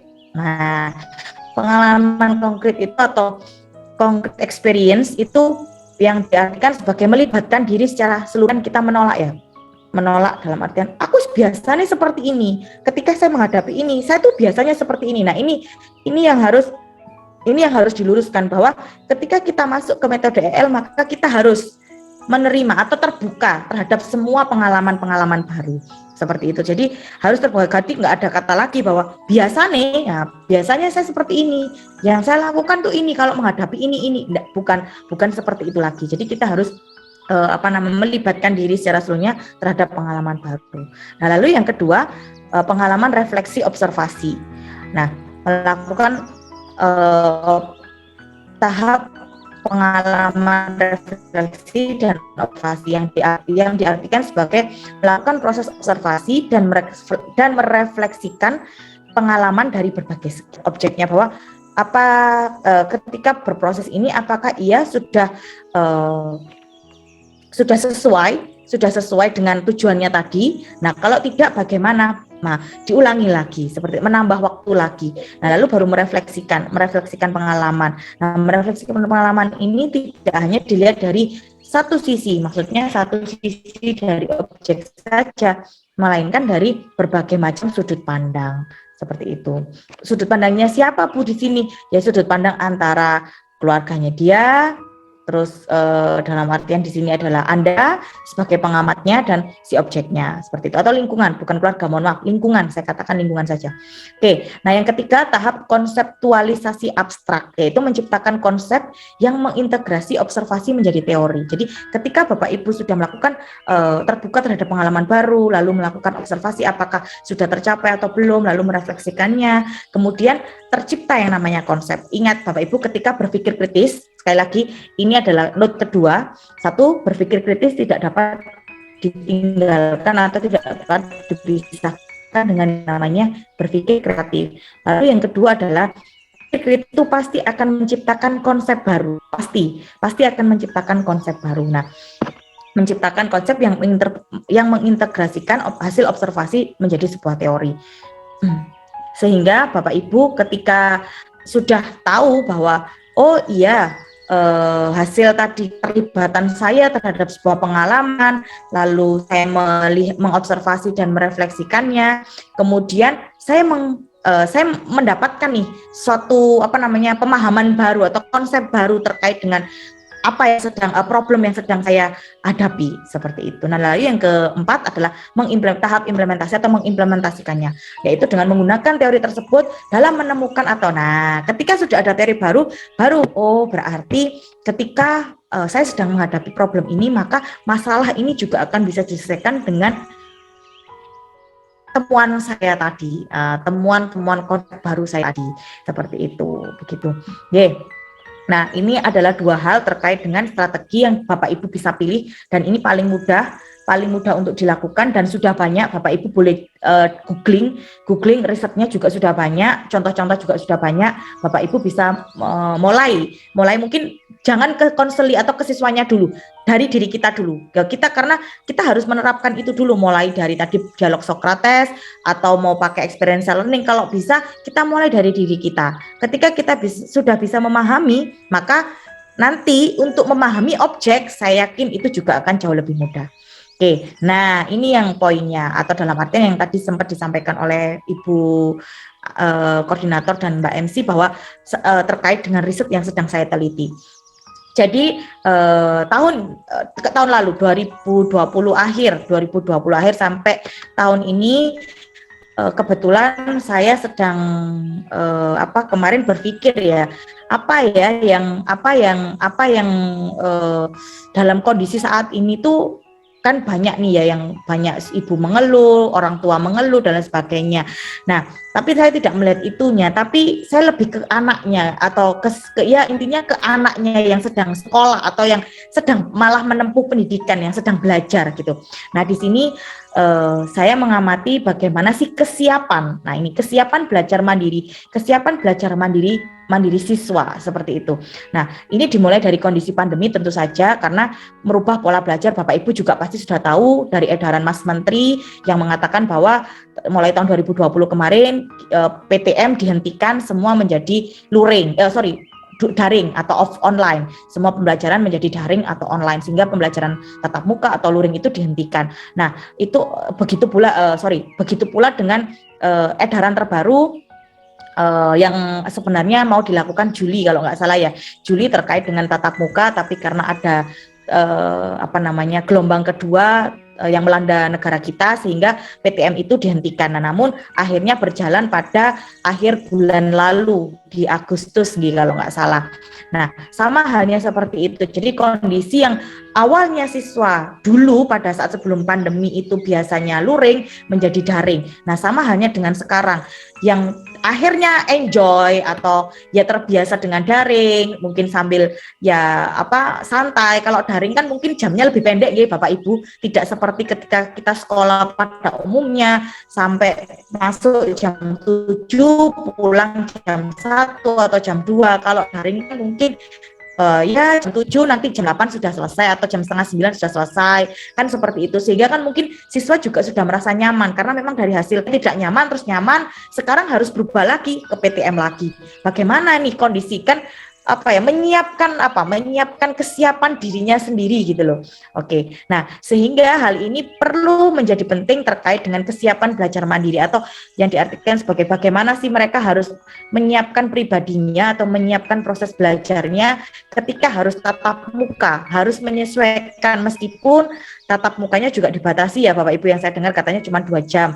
Namun kan mereka harus menyiapkan ketemu gurunya, belum lagi nanti ya mungkin kalau ya sayanya lagi nggak enak badan sedikit nanti dicurigai kamu ini ya kena ya gitu. Sehingga kan banyak faktor seperti itu. Nah, namun dari hasil survei saya terkait bagaimana kesiapannya mereka itu ternyata ada dua hal yang terarah atau 2 hal yang mengarah pada kesiapan belajar mandiri atau yang mempengaruhi lah saya bilangnya, mempengaruhi belajar mandiri, yaitu terkait dengan efikasi diri. Jadi keyakinan. Jadi mereka itu gini Bapak Ibu yang saya amati itu. Siswa itu mau siap itu nggak yakin gitu loh. Yakin nggak yakin, bahasanya itu mereka menyampaikan ya yakin nggak yakin Bu, nggak yakinnya karena ini, yakinnya ya karena yakinnya senang ketemu guru, ketemu teman lah. Gurunya mungkin belum disebutnya mungkin nomor 3, nomor 4. Yang pertama pasti teman gitu, ketemu teman, terus ya keluar rumah, yang kedua keluar rumah, itu keyakinannya. Nah, yang nggak yakinnya itu, aduh Bu, nanti gimana, bisa nggak ngikuti gurunya, kan lama juga nggak ketemu gurunya. Nah, akhirnya keyakinan itu yang membuat mereka, ya apakah iya saya ini yakin gitu. Nah, lalu faktor pengaruh kedua itu adalah motivasi berprestasi. Yang sangat-sangat ini yang poin terpenting, sangat-sangat mereka khawatirkan adalah kalau PTM ini terjadi. Yang kemarin saya sampai naik kelas itu, yang awalnya dia anak biasa, kebetulan hasil survei itu hetero ya, bukan homo, maksudnya sampel itu hetero, dalam artian hetero itu ya semuanya dari semua kalangan, mau itu negeri atau swasta, dari semua kalangan. Nah, mereka ada yang menyampaikan bahwa saya loh kemarin naik kelas itu alhamdulillah saya dapat juara kelas, yang sebelumnya saya tuh tidak pernah juara dari sekolah SMP, dari SD sampai saya sekolah SMP, SMA saya nggak pernah juara. Tapi kemarin saya juara kelas, saya bangga. Nah, mereka khawatir nanti kalau PTM, apa iya saya bisa juara? melihat kondisi teman-teman saya yang luar biasa. Nah, itu juga yang menjadi kekhawatiran. Itu dua hal yang menjadi faktor pengaruh kesiapan belajar. Mungkin Bapak Ibu yang hadir dalam kegiatan ini Bapak Ibu bisa cermati lagi, atau Bapak Ibu kalau misalnya butuh instrumennya saya kasih. Kebetulan saya mengadaptasi salah satu instrumen dari Barat terkait efikasi diri dan motivasi berprestasi. Sudah saya bahasa Indonesiakan, kalau mau digunakan silakan. Untuk melihat di sekolah saya itu anak-anak kesiapan belajar mandirinya itu dipengaruhi dua hal ini, keyakinan diri sama motivasi berprestasinya gitu loh. Ada kekhawatiran yang kemarin saya naik kelas juara, sekarang nanti ketemu teman-teman saya itu lebih pintar dari saya, sehingga nanti pasti saya itu nggak juara lagi. Nah itu mungkin Bapak Ibu bisa mencoba untuk mengamati di sekolahnya masing-masing. Nah, lalu apa sebenarnya yang dimaksud dengan kesiapan belajar mandiri, efikasi berprestasi, kesiapan belajar mandiri, efikasi diri, dan motivasi berprestasi. Oke, kita mulai dari kebiasaan belajar mandiri dulu. Itu merupakan sejauh mana peserta didik mandiri mengambil kendali pribadi dan mengakui kebebasan yang terkait dengan mempelajari sesuatu. Intinya adalah bagaimana siswa secara mandiri itu mengendalikan dirinya sendiri secara pribadi dan bebas terkait proses belajarnya. Jadi mereka itu merasa bebas, siswa merasa bebas terhadap kendali belajarnya terkait dengan merasa bebas secara pribadi dan belajarnya merasa bebas pribadi terkait proses belajarnya. Itu maksud saya, sekali lagi, bahwa siswa itu mandiri mendapatkan kebebasan dan pribadi terhadap proses belajarnya. Itu yang dimaksudkan sebagai kesiapan belajar mandiri. Siswa merasa bebas dan secara pribadi dan mandiri dalam proses belajarnya. Seperti itu Bapak Ibu. Nah, karena kemarin daring, sehingga mereka sudah terbiasa yang namanya daring. Lalu sekarang berubah lagi luring. Nah, ini harus disiapkan, karena dulunya luring, mereka terbiasa luring, daring juga jadi kikuk, bagaimana menyesuaikan ritme dengan belajar online dan lain sebagainya. Namun sekarang kembali ke tatap muka juga, bukan beban. Ini yang menjadi problem juga, apakah saya nanti dengan PTM ini bisa bebas seperti daring? Nah, seperti itu. Mungkin ini juga menjadi kata kunci terkait problem yang saya katakan akan ya, karena kemarin saya tidak melihat itu siswa SMA mana. Mungkin Bapak Ibu nanti bisa mengamati apakah siswanya juga punya perasaan-perasaan seperti itu, punya pemikiran-pemikiran seperti itu. Nah, lalu yang kedua adalah efikasi diri. Efikasi diri merupakan kemampuan dalam dirinya terkait menghadapi atau menyelesaikan pekerjaan. Dalam artian di sini kalau siswa itu berarti tugas, ya tugas-tugasnya sebagai siswa itu seperti apa. Yang kedua, mencapai tujuan dan mengatasi hambatan dalam mendapatkan hasil tertentu. Jadi keyakinan diri adalah kemampuan diri dalam menghadapi atau menyelesaikan tugas, mencapai tujuan dan mengatasi hambatan dalam menghasilkan hasil tertentu. Hasil tertentu maksudnya yang ingin dia capai atau yang ingin dicapai oleh siapa yang ingin dia, maksudnya diri sendiri, hasil yang ingin dicapai oleh diri sendiri. Jadi kemampuan diri dalam menghadapi atau menyelesaikan tugas, mencapai tujuan, mengatasi hambatan dalam mendapatkan hasil untuk dirinya sendiri. Nah, lalu yang ketiga terkait motivasi berprestasi, yaitu motivasi berprestasi di sini diartikan sebagai dorongan ingin tahu, dorongan ingin sukses, dorongan ingin bekerja sama dalam tujuan belajar. Sekali lagi, jadi motivasi berprestasi dalam hal ini diartikan sebagai dorongan siswa, dorongan keingintahuan siswa, dorongan kesuksesan siswa, dorongan ingin bekerja samanya siswa terkait dengan tujuan belajar. Nah, dari sana Bapak Ibu bisa melihat ini ada beberapa pokok yang saya ambil dari beberapa hasil riset bacaan sekali lagi terkait bagaimana pengaruh dari efikasi diri terhadap motivasi berprestasi, lalu efikasi diri mempengaruhi keterampilan belajar mandiri dan seterusnya, seperti itulah ya. Nah, Bapak Ibu, poinnya sebenarnya di sini. Jadi titik beratnya ada di sini. Jadi cara membaca ini adalah bagaimana efikasi diri atau keyakinan diri siswa itu mempengaruhi kesiapan belajar mandiri. Namun secara tidak langsung, efikasi diri juga mempengaruhi motivasi berprestasi yang dapat menyebabkan kesiapan belajar mandiri. Jadi sekali lagi, efikasi diri mempengaruhi kesiapan belajar mandiri siswa, kemudian efikasi diri secara tidak langsung mempengaruhi motivasi berprestasi, secara tidak langsung mempengaruhi kesiapan belajar mandiri melalui motivasi berprestasi. Nah, motivasi berprestasi sendiri secara langsung juga mempengaruhi kesiapan belajar mandiri. Nah, seperti itu Bapak Ibu. Sehingga dari poin yang saya tekankan tadi bahwa pokok masalah tidak hanya yang dialami oleh siswa, sebenarnya mungkin mahasiswa juga sama, karena sebentar lagi mungkin ada beberapa PTN atau PTS yang akan melakukan pertemuan tatap muka, biasanya yang mata kuliah praktikum seperti itu.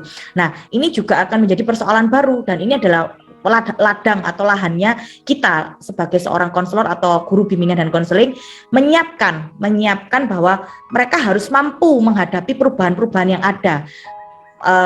Apapun itu tidak akan mempengaruhi proses belajarnya, sehingga kita sebut sebagai kesiapan belajar mandiri, bahwa Bapak Ibu lahannya adalah bagaimana menyiapkan mereka agar mereka lebih siap terhadap perubahan, mau luring, mau daring, mau luring lagi, mau daring lagi, mereka tetap siap, tidak pernah goyah. Nah, itu dipengaruhi dari keyakinan. Jadi yang perlu dipersiapkan adalah bagaimana keyakinan dirinya dan motivasi berprestasinya. Seperti itu. Oke, itu dari saya.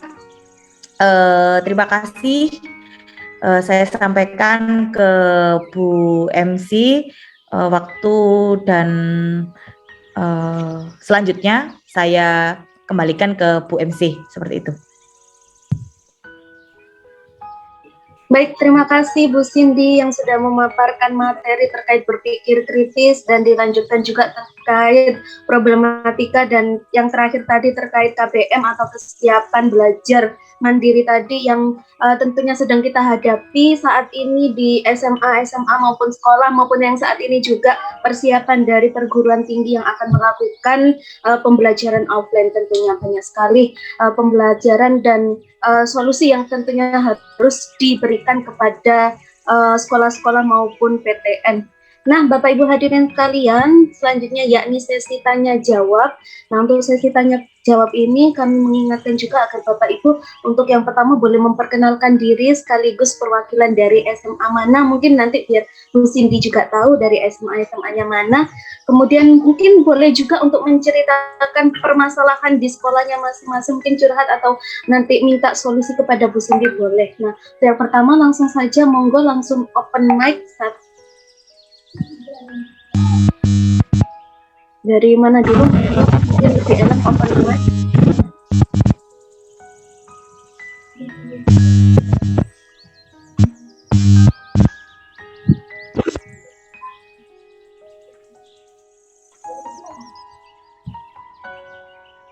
Monggo Bapak Ibu, kalau masih bingung enggak apa-apa nanya. Oh iya, saya juga dari harus, ini Mbak ada. Oh iya. Ya, Ibu Bu, Winda. Maaf.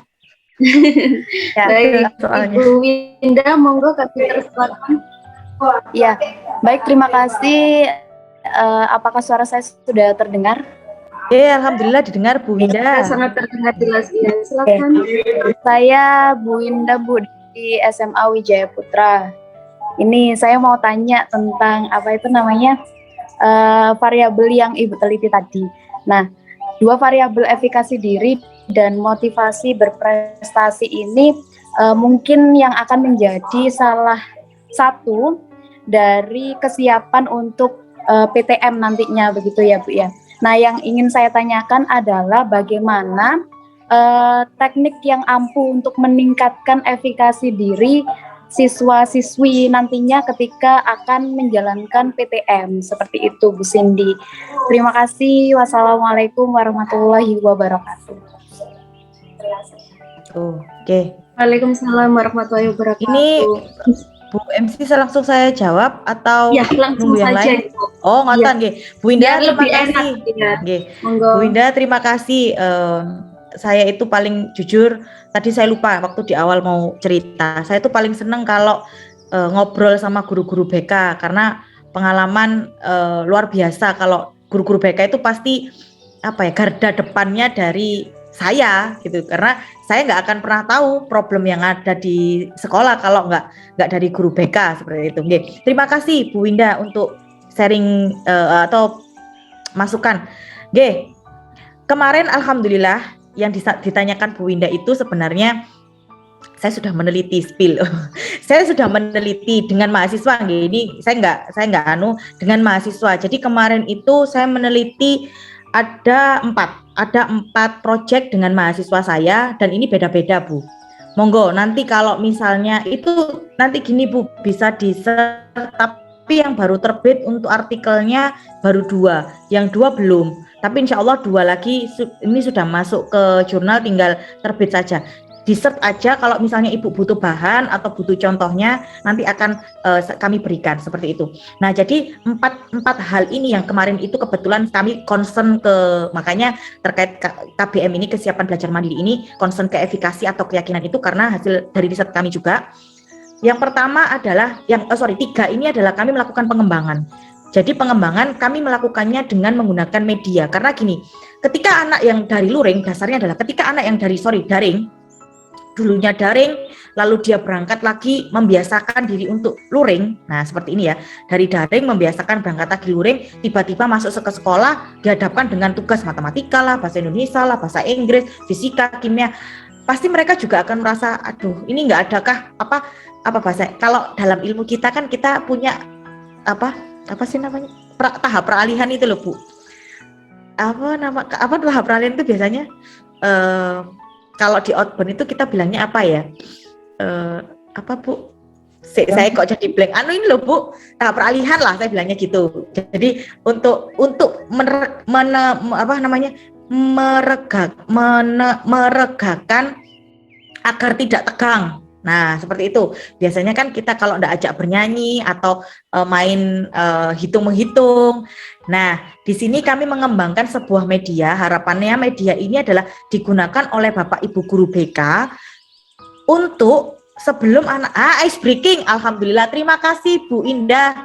Luar biasa, barakallah Bu Indah. Terima kasih ya Bu, betul ice breaking. Sorry, saya gini ngeblank ini.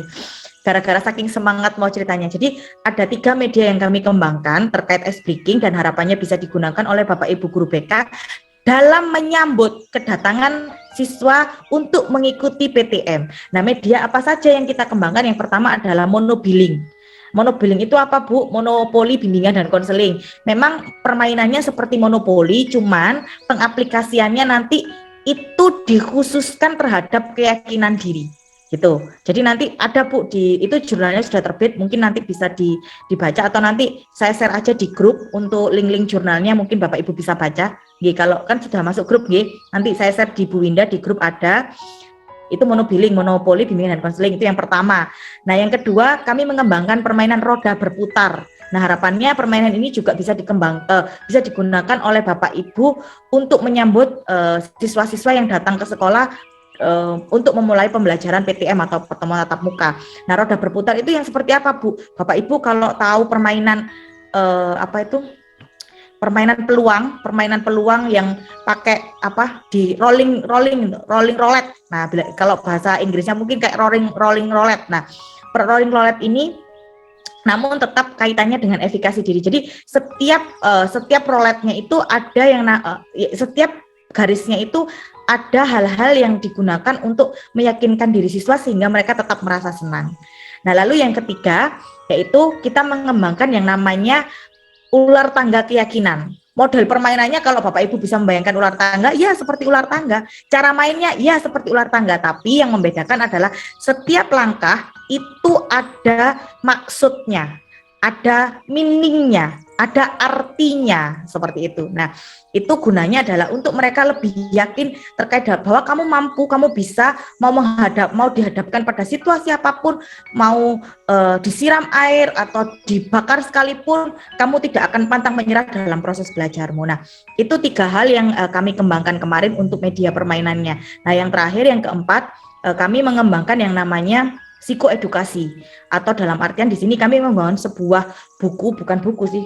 Ya intinya modelnya buku, cuman isinya itu bukan buku, tapi isinya seperti kalimat-kalimat yang mereka ingin tuliskan. Nah, atau kalimat-kalimat yang kalau ya bisa dibilang sebagai kalimat motivasi lah, tapi itu bukan kalimat motivasi, tapi lebih ke arah kalimat-kalimat katarsis. Nah, kalimat katarsis tapi positif ya Bu, kalimat katarsis yang positif.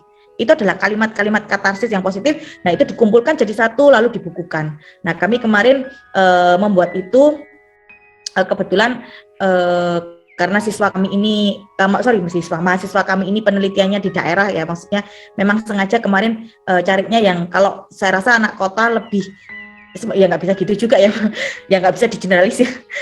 Kemarin kebetulan penelitiannya itu di daerah Bu, di daerah Mojokerto yang memang di apa? Ya memang yang sangat di pedalaman sehingga alhamdulillah banyak berhasilnya seperti itu. Nah, ini belum, kami memang berencana ingin menguji cobakan ke sekolah yang ada di kota. Kenapa? Karena apakah sama bahasanya itu iklim atau suasana akademiknya gitu loh. Khawatirnya kalau berbeda maka kita harus upgrade lagi. Mungkin media ini biasa dianggap mereka biasa, tapi kalau di daerah itu dianggap luar biasa karena belum ada atau belum biasa anak sekolah diajak main-main kayak monopoli. Biasanya kan monopoli mereka mainkan ketika di kampung halaman atau dengan teman-temannya. Nah, ini mainnya sama gurunya seperti itu. Nah, gitu. Itu Bu Winda. Jadi 4 hal ini nanti saya bisa share untuk linknya yang sudah terbit di jurnal. Kalau dengan kerso mau tahu caranya ada di jurnal tersebut gitu. Nggih. Nggih, Bu Ada Cindy, terima kasih. Mungkin bisa di-share atau gini, karena nggih. Pernah meneliti efikasi diri namun untuk perencanaan karir. Nah, ini kan sedikit berbeda. Nah, Bu, nggih, saran Bu Winda, alhamdulillah kalau jenengan merencanakan karir, Bu, Ibu bisa mengembangkan buku pop up. Pernah tahu buku pop up? Nah, itu ya, kebetulan gitu ya. Yang dibuka terus ada. Nah, ya Ibu bisa ngembangkan itu sendiri, bisa jadi penelitian, Bu. Nggih. Tapi untuk misalnya mau tahu dasarnya bagaimana, monggo nanti saya bisa share di grup gitu nggih. Sukses, Bu, luar biasa. Terima kasih. Sama-sama Bu Winda, terima kasih juga. Nggih. Monggo Bu MC saya kembalikan ke Baik.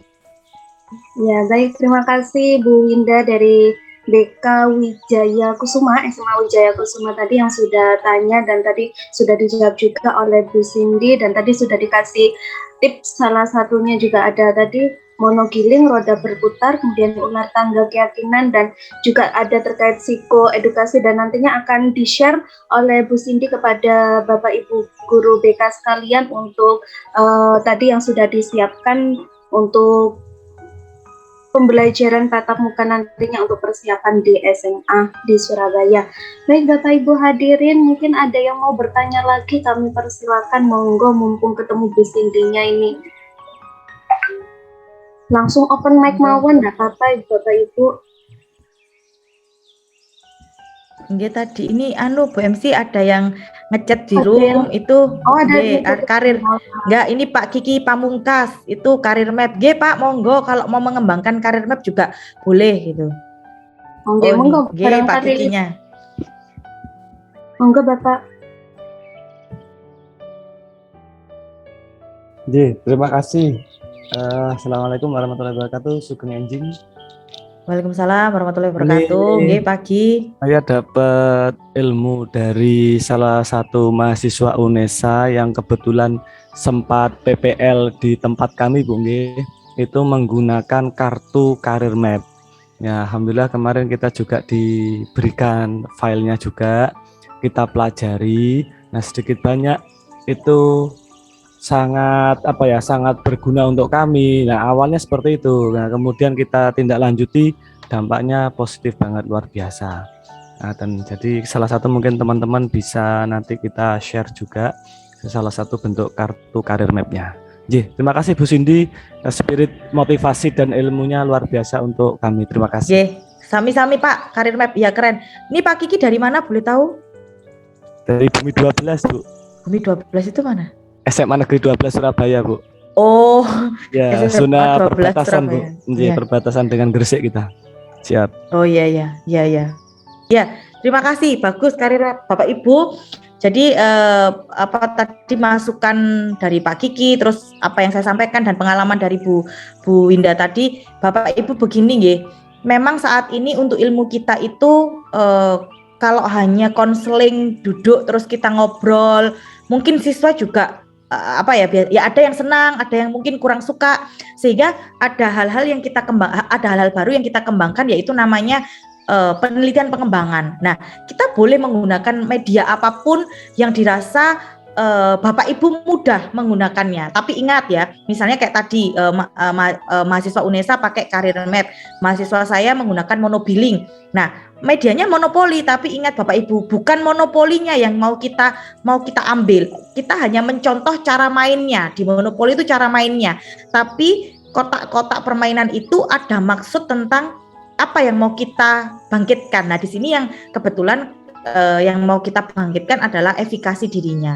Seperti itu. Nggih, Bapak Ibu. Ayo, saya yakin Bapak Ibu yang di kota lebih kreatif untuk bisa mengembangkan model apapun permainan seperti itu. Nggih. Nggih, monggo Bu MC, barangkali Bapak Ibu kalau sungkan boleh chat, enggak apa-apa.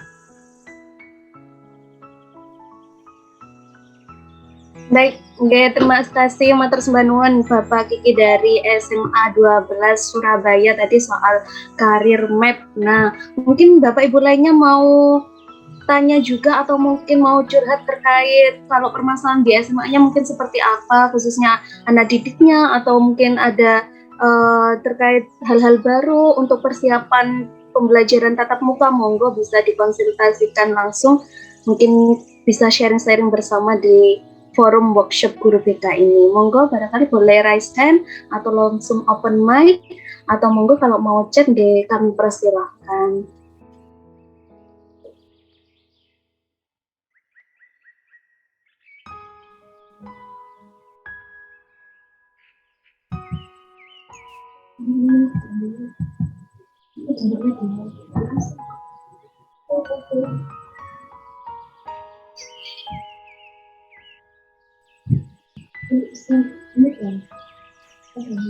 Atau kalau misalnya Bapak Ibu masih sungkan-sungkan, enggak apa-apa, saya aja yang tanya. Enggak apa-apa nggih, saya yang tanya nggih. Enggak, tanyanya enggak persoalan ini kok, enggak persoalan ilmu. Mas, saya kalah kalau ilmu. Saya itu cuma pinter baca aja, pinter baca buku, baca teori, tapi kalau praktek saya yakin Bapak Ibu lebih luar biasa. Saya mau tanya ini, ngapunten enggak nyambung. Tapi ada kaitannya soalnya. Ini yang hadir Bapak Ibu kebetulan dari MGBK SMA sekota Surabaya nggih. Sekota Surabaya. Sampun atau bahasa Indonesia saja, sudah lulus sertifikasi sedoyo, sudah lulus sertifikasi semuanya? Bapak Ibu? Nggih ngapunten. Halo? Oh, ada yang sudah, ada yang belum. Oh, ada yang sudah, ada yang belum. Nggih, alhamdulillah. Untuk yang mungkin tahun ini mungkin ada yang sedang berangkat atau terlibat di PPG, Bu Esti belum. Nggih. Ini belum, Bu Resventika. Oh, ini Resventika Rahayu ini apa betul mahasiswa saya dulu ya dari Adi Buana ini? Oh, belum. Ada yang belum, ada yang sudah. Mungkin ada yang sekarang sudah terlibat? Masih Senin, Bu, mulainya. Betul, Senin. Terlibat di mana, Bu Erika Budi? Boleh tahu? Universitas Negeri Medan. Luar biasa. Enggak apa-apa, semangat, Bu. Kenapa Bapak Ibu? Nggih, harus semangat. Kenapa saya tanya ini Bapak Ibu? Karena nanti, saya spill aja, saya bocori sedikit, enggak apa-apa. Enggak apa-apa, Bu, bocor itu boleh kok, boleh. Kan untuk kepentingan belajar. Enggak apa-apa, Bu. Loh, harus sharing ilmu yang diketahui itu harus. Enggak boleh pelit-pelit, itu enggak boleh. Karena ini ada bekal saya masuk surga juga, kan seperti itu. Nanti di PPG itu Bapak Ibu itu pasti akan jauh, apa saya bilang itu ya, bukan jauh lebih berat sih, jauh lebih aplikatif. Nah, itu bahasanya. Di PPG itu Bapak Ibu akan dituntut untuk jauh lebih aplikatif, apalagi pembelajaran sekarang itu kan daring ya, PPG sekarang kan daring ya. Nah, daring itu jauh lebih aplikatif. Aplikatifnya itu seperti apa, Bu? Ya, Bapak Ibu kalau misal nanti kan pasti akan ada yang namanya latihan praktek konseling, mau konseling kelompok, konseling individu, bimbingan kelompok. Ya betul-betul. Maksudnya ya bahasanya betul-betul itu ya, apa ya bahasanya? Bukan main-main kayak dia dianggap guyonan gitu, nggak bisa. Karena nanti ketika kita seperti forum ini, forum meeting ini, Bapak Ibu akan diperhatikan, misalnya saya dan Bu MC tadi, Bu Hayu sebagai penilai ya akan diperhatikan. Kalau Bapak guyon atau Ibu guyon, ya nilainya guyon. Karena ini direkam dan Meet Zoom ini itu dari pusat atau dari tim PPG Jakarta, bukan dari univnya. Gitu. Saya bukan nakut-nakuti ya, tapi gini Bapak Ibu, nah salah satu wujud apa namanya bentuknya Bapak Ibu punya keyakinan ya kayak gini ini. Nah itu kaitannya dengan pengembangan diri. Sering ikut Zoom, berani tanya atau mau apa namanya tadi, ketika menjawab pertanyaan atau berdiskusi, itu wujudnya. Kenapa? Untuk menurunkan ketegangan. Kadang kan ada nggih Bapak Ibu yang mau tanya itu sungkan atau mau tanya itu halah wis ngerti, halah wis ngene. Nanti ketika dihadapkan pada ini, karena kebetulan kemarin waktu saya terlibat nih, pada saat dipercaya untuk terlibat, ya ada yang kayak tegang gitu, tegang menghadapi Zoom-nya itu jadi blank. Aduh iki mau ngomong apa ya, sampai terucap waduh kudune kan ngomong ini, nah kayak gitu sih. Tapi semangat tadi Bu Erika Budi sampai ke Medan luar biasa, tapi lewat daring ya Bu, jauh ongkosnya mahal. Nggih Bu, kalau ke sana mahal. Anu ya Bu ya, satu universitas itu memang dari seluruh Indonesia ini yang gelombang 4 ini, angkatan 4 ini. Oh nggih betul, nggih Bu betul. Tapi saya enggak tahu untuk pengaturan yang sekarang ya. Kalau yang tahun lalu saya tahunya cuman yang dari jauh itu kemarin, kalau yang masuk ke Adibuana itu dari mana itu? Cuman dari sini Banyuwangi ya? Apa Banyuwangi gitu? Nggak ada yang sampai luar Jawa belum. Nah, sekarang ini untuk di apa namanya? Sekarang semua seluruh Indonesia. Jadi teman saya yang di Universitas Medan itu untuk jurusan BK ada yang dari Flores, dari Kalimantan mana, terus dari Aceh, dari Cirebon seperti itu. Yang dari Surabaya mungkin cuma 3 aja. Oke. Nah, Bu Erika, pesannya tadi pengalaman Pak Kiki dan pengalaman Bu Winda tadi terkait pengembangan media pembelajaran, itu nanti Ibu bisa gunakan ketika ikut di PPG atau dikembangkan sendiri, maksudnya mau pakai kartu karir atau pakai tadi seperti mahasiswa saya mau no-billing atau apa, monggo itu nanti bisa dikembangkan di sana gitu. Terima kasih. Ada lagi Bapak, sama-sama Bu Erika, sukses lancar PPG-nya, nang cair TPP-nya, kan penting itu. Amin. Gitu. Ya kan, loh, kita jujur Bapak Ibu kan gitu kan, sebagai guru BK harus tahu apa nilai positif mengikuti PPG kan gitu. Segera cair TPP-nya kan gitu. Ya, mungkin ada yang lain, Bapak Ibu ada lagi yang sudah atau mungkin belum mengikuti PPG? Gimana? Banyak yang belum ya kayaknya, enggak apa-apa. Belum Bu, oh ya belum, oh ya enggak apa-apa. Semoga disegerakan. Gitu.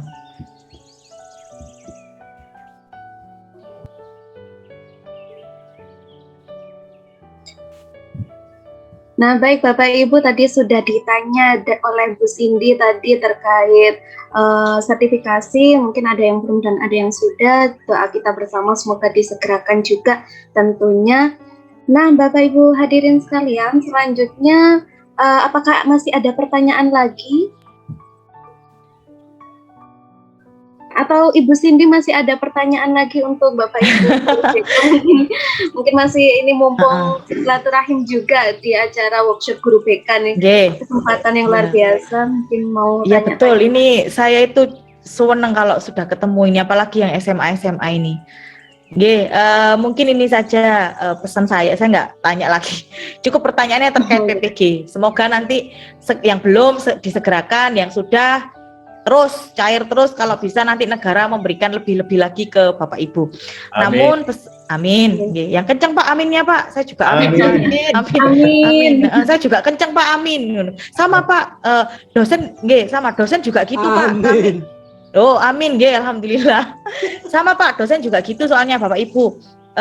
Kami juga ada yang namanya TPP gitu sama. Cuman ya gitu, ujiannya mungkin beda dengan Bapak Ibu ya. Kalau ujian kami itu ya pakai bahasa Inggris, ya pakai yang namanya apa itu TKDA, ya pokoknya ada, kok ada, ya kayak gitu Pak, agak-agak susah-susah geli gitu. Pokoknya nggak sesuai sama ilmu lah kadang-kadang, kan kadang bahasa Inggris gradul-gradul ya, tapi ya mau gimana lagi kayak gitu. Ya itu namanya tuntutan ya, mau nggak mau kita harus mengikuti. Oke, pesan saya Bapak Ibu, apalagi Bapak Ibu ini adalah guru-guru BK SMA, pengalamannya jauh lebih banyak daripada saya cuma berharapnya satu, banyak kembangkan media yang ada di sekitar Bapak Ibu. Kenapa? Karena kalau saya mengamati apalagi kita sudah menghadapi Gen Z dan Alpha Pak ya, bener ya? Apa sekarang itu anak-anak Gen Z ya, generasi Z kan?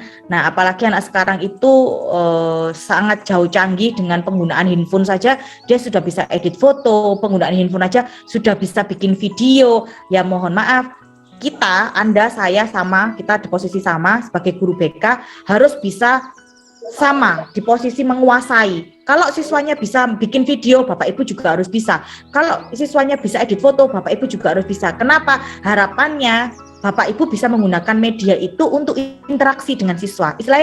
Istilah sederhananya adalah kalau mau ngajak untuk ketemu, ngajak ngobrol atau bahasa kita konseling, itu nggak sungkan, nggak canggung. Nggak lagi kita dianggap sebagai guru BK yang mohon maaf kuno, katro. Nah seperti itu. Mungkin itu saja pesan saya ke Bapak Ibu. Please dan mohon, saya sangat minta tolong bisa mengembangkan semua. Kalau memang seperti Pak Kiki tadi, alhamdulillah sekolahnya didatangi mahasiswa PPL, ajak brainstorming, ajak berpikir kritis. Ayo, ya apa iki? Kembangna apa ini? Saya butuh itu untuk sekolah saya. Ayo kita sama-sama mengembangkan apa? Sampean yang dari sekolah kan, dari kampus kan banyak ilmu. Ayo kita kembangkan apa? Enggak apa-apa diajak seperti itu, agar mahasiswa juga termotivasi untuk mengembangkan lebih kompetensinya. Gitu nggih. Itu saja, sukses sekali lagi, semangat untuk Bapak Ibu, hal-hal baik selalu bersama Bapak Ibu. Semoga keinginan Bapak Ibu terkait dengan suksesnya layanan bimbingan dan konseling di sekolah dapat tercapai, dan yang paling penting adalah Bapak Ibu mulai berpikir kritis terhadap dirinya sendiri dulu. Bagaimana Bapak Ibu harus berpikir kritis untuk dirinya sendiri, baru bisa kita gunakan untuk objek atau untuk sekitar kita. Itu saja Bu MC, terima kasih. Sekali lagi saya sampaikan juga ke Bapak Ibu atas kesempatannya. Waktu saya kembalikan ke Bu MC. Baik, terima kasih Bu Cindy tadi sudah memberikan pesan-pesannya kepada seluruh Bapak Ibu guru BK SMA di Surabaya. Nah, Bapak Ibu hadirin sekalian, selanjutnya yakni ada sesi lagi. Nah, sebelum masuk ke sesi selanjutnya, saya mau pantun lagi nih. Saya ice breakingnya pantun aja Bapak Ibu, nggih. Bingung soalnya kalau pakai gerakan ini ya. Nanti bilang cakep nggih Bapak Ibu, nggih. Minum soda dengan mantap. Aduh, paling enak buatan mama. Jika sudah sesi tanya jawab, saatnya lanjut diskusi bersama. Nah, Bapak Ibu hadirin sekalian, selanjutnya kita akan membahas terkait permasalahan. Mungkin Bapak Ibu mungkin masih sungkan, mungkin yang ini forumnya banyak. Nah, kita bagi lagi untuk diskusi breakout, nanti dikelompokkan kecil-kecil seperti itu. Nah, nanti Bapak Ibu kami persilakan untuk mengutarakan permasalahannya atau yang saat ini terjadi di SMA yang Bapak Ibu ajar. Nah, monggo dimanfaatkan semaksimal mungkin nanti agar kita bisa mencapai solusi keputusan bersama juga nanti. Nah, untuk yang bertugas kami persilakan.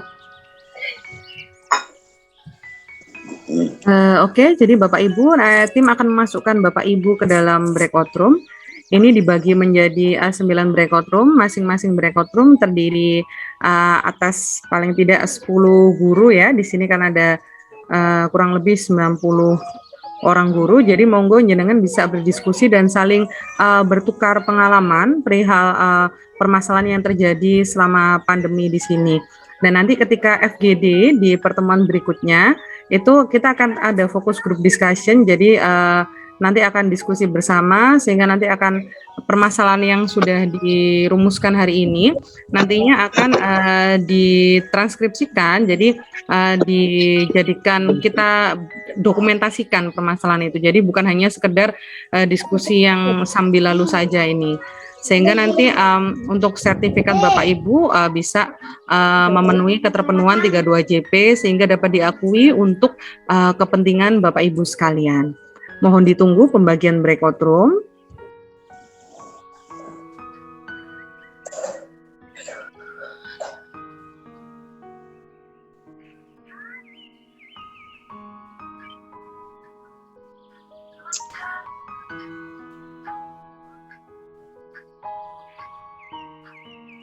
Belum daftar.